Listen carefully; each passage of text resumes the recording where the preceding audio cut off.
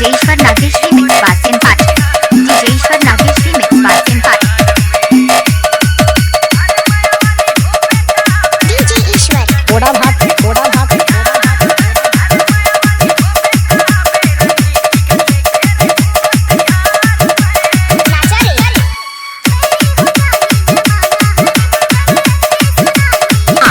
सुन रहे हैं बासिम पाठ शानदार प्रस्तुति।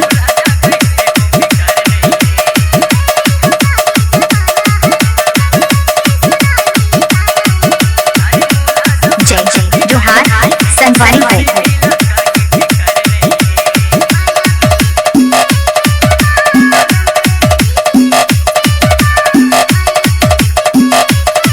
डीजे नागेश रिमिक्स बासिम पाठ बासिम पाठ बासिम पाठ।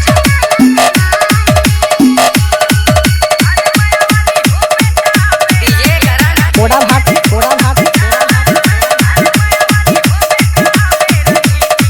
डीजेश्वर नागेश रिमिक्स बासिम पाठ।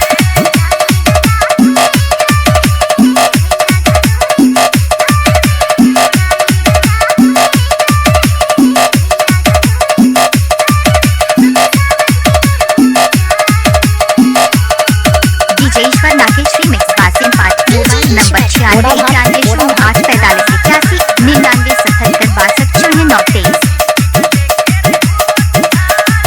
डीजेश्वर नागेश रिमिक्स बासिम पाठ।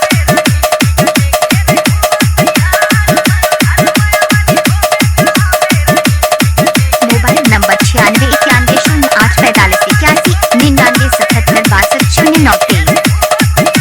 डीजेश्वर नागेश रिमिक्स बासिम पाठ।